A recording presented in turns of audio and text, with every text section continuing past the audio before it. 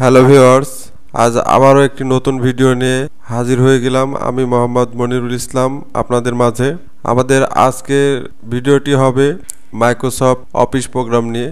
আমরা Microsoft office প্রোগ্রামে কিভাবে যে কোনো ডকুমেন্ট বা যে কোনো প্রয়োজনীয় টেক্সট লিখব।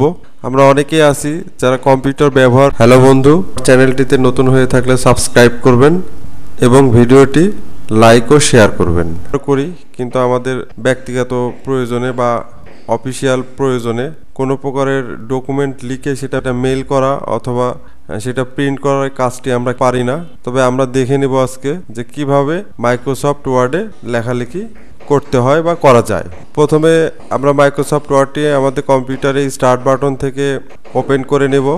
এই যে একটু দেখে নেন, ঠিক এভাবে মাইক্রোসফট ওয়ার্ড আমরা স্টার্ট বাটন থেকে বা আমাদের কম্পিউটার অল প্রোগ্রাম থেকে ওপেন করে নেব।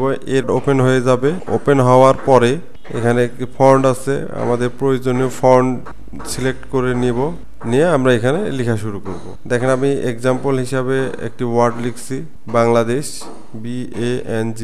BANGLADESH, বাংলাদেশ। ঠিক এভাবে আপনারা মাইক্রোসফট ওয়ার্ডে লেখার কাজটি করতে পারবেন। পাশাপাশি এটা কালার চেঞ্জ করতে পারবেন। আপনার ফন্ট কালার যে কোনো কালার করে নিতে পারবেন, আপনার প্রয়োজন মাফিক যে কোনো কালার করে নিতে পারবেন। আপনার সাইজটা আপনার প্রয়োজন মতো করে নিতে পারবেন। আপনার যতটুকু প্রয়োজন সেইভাবে আপনি সাইজটা করে নিতে পারবেন। আপনার ডকুমেন্টে যে সাইজটা হলে আপনার ভালো হয় সেই সাইজটা করে নিতে পারবেন।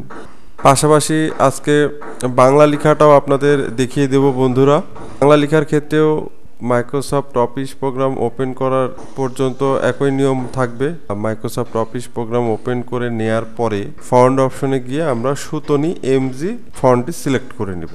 সুতনি MG ফন্ট সিলেক্ট করে নিয়ে আমরা বিজয়টাকে অ্যাক্টিভ করে নেব। সেই ক্ষেত্রে কোনো কম্পিউটারে বিজয়ের ভিন্ন ভিন্ন ভার্সন থাকে। কিছু ভার্সনগুলো ইনস্টল করার পরে হাইড হয়ে থাকে, কোনোগুলো শো করে। যেমন দেখতে পাচ্ছেন আমার কম্পিউটারে এটা শো করতেছে। তো সেই ক্ষেত্রে হাইড হয়ে থাকলেও ভয়ের কিছু নেই।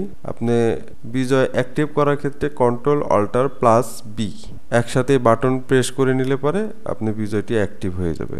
আর যখন বিজয় অ্যাক্টিভ হয়ে যাবে আপনি সুতনি ফন্ট সিলেক্ট করে নেবেন, দেন আপনি লেখা শুরু করতে পারবেন। সেই ক্ষেত্রে আপনার বাংলা লেখাটা পরিপূর্ণভাবে হবে। এই যে দেখে নেন, আমি বা আপনারা দেখতে পাচ্ছেন আমি বাংলা দিয়েই লিখছি, বাংলাদেশ। এই যে বাংলা লেখার পরে ফন্টের কালার চেঞ্জ, ফন্টের সাইজ চেঞ্জ একই নিয়মে হবে।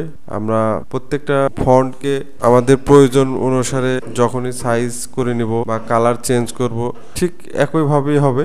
তো বন্ধুরা, আশা করি আজকের ভিডিওটি আপনাদের উপকারে আসবে। আবারও কথা হবে, আবারও দেখা হবে নতুন কোনো ভিডিও নিয়ে। সেই পর্যন্ত আপনারা ভালো থাকবেন। আসসালামু আলাইকুম।